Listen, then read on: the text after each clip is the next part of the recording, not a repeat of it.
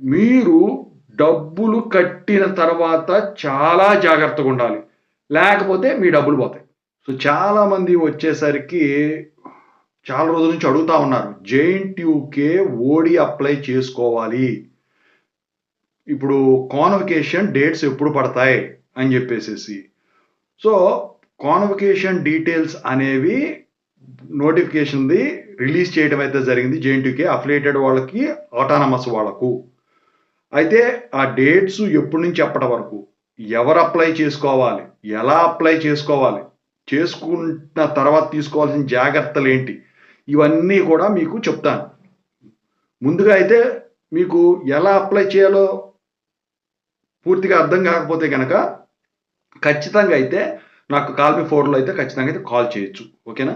ఇక టాపిక్‌లో వెళితే జేఎన్‌టీయూకే వచ్చేసరికి ఈ 11th కాన్వకేషన్ ఏదైతే ఉందో దాన్ని నోటిఫికేషన్ కింద రిలీజ్ చేసింది. అయితే అది ఎవరు అప్లై చేయాలి? 2023, 2024 పాస్డ్ ఔట్ వాళ్ళు ఎవరైతే ఉన్నారో వాళ్ళు అప్లై చేయాలి. సో, ఇందుట్లో ఎవరైనా కావచ్చు. ఏ కోర్స్ వాళ్ళైనా కావచ్చు. అఫిలియేటెడ్ వాళ్ళైనా, అటానమస్ వాళ్ళైనా. అయితే అటానమస్ వాళ్ళు వచ్చేసరికి మాత్రం ఒక్కసారి మీ కాలేజ్ వాళ్ళనైతే కన్సల్ట్ అవ్వండి. మీ కాలేజ్ రూల్ వేరేలా ఉంటే మాత్రం మీరు తొందరపడి అప్లై చేయవద్దు. ఓకేనా? అయితే అఫిలియేటెడ్ వాళ్ళు మాత్రం నిరభ్యంతరంగా అప్లై చేసుకోవచ్చు. అయితే అప్లై చేసుకోవాల్సిన డేట్ ఎప్పుడు? మార్చి 1, 2025 నుంచి స్టార్ట్ అవుతుందండి. ఎప్పటిలోపు అప్లై చేసుకోవాలి? మార్చి 31 లోపు మీరు అప్లై చేసుకోవాల్సి ఉంటుంది 2025లో. అది దాటితే కుదరదు. ఫైన్లు, గీన్లు కూడా ఉండవు. మరి ఎలా అప్లై చేసుకోవాలి? ఆన్‌లైన్‌లోనే అప్లై చేసుకోవాలి. అయితే ఆన్‌లైన్‌లో వచ్చేసరికి ఒక వెబ్‌సైట్ ఉంటుంది. సో, ఆ వెబ్‌సైట్ ఏంటంటే jntukSDC.co.in అనమాట.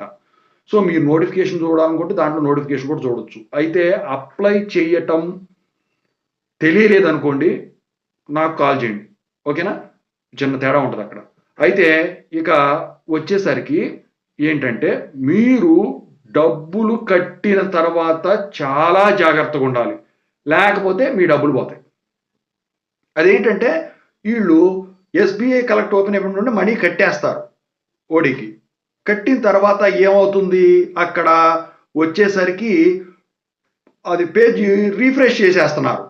రిసిప్ట్ రావట్లేదని చెప్పేసి. అలా చేస్తే మీకు ఏంటంటే రిసిప్ట్ రావడం సంగతి పక్కనెడితే మళ్ళీ నాకు కన్ఫర్మేషన్ రాలేదు కానీ డబ్బులు కట్టాయని అని చెప్పేసి మళ్ళీ డేట్ అయిపోతుందని చెప్పేసి మళ్ళీ కడుతున్నారు.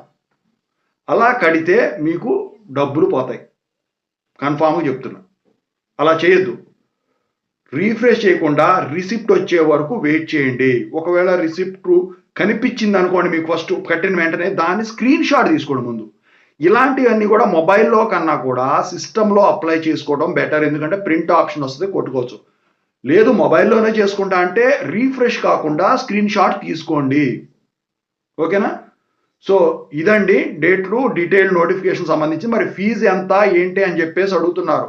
లాస్ట్ ఇయర్ వచ్చేసరికి 3500 ఏమో ఉండాలి. నాకు అంత ఐడియా లేదు గానీ. సో, మీరు అందుట్లో ఫీజు చూపిస్తదండి. ఇప్పుడు ఇన్ కాన్వకేషన్ అండి ఇది. ఈ మోడ్ ఏంటంటే ఇన్ కాన్వకేషన్ మోడ్. 3 కాన్వకేషన్ మోడ్‌లు ఉంటాయి. Pre convocation, in convocation, post convocation. In convocation మోడ్‌లో ఫీజు తక్కువ ఉంటది.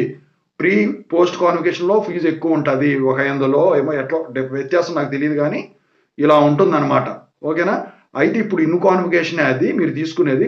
ఇంకా గోల్డ్ మెడల్ ఇవన్నీ వచ్చిన వాళ్ళు ఎవరైనా ఉన్నట్టయితే వాటి డీటెయిల్స్ కూడా ఆ వెబ్‌సైట్‌లోనే పొందుపరిచారు.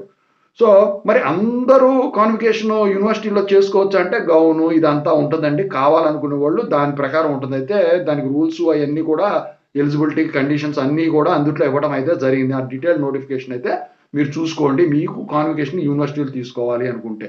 ఓకేనా? సో, ఇంకేమైనా డౌట్స్ ఉంటే కాల్ మీ 4 ద్వారా కాల్ చేయండి. Thank you so much.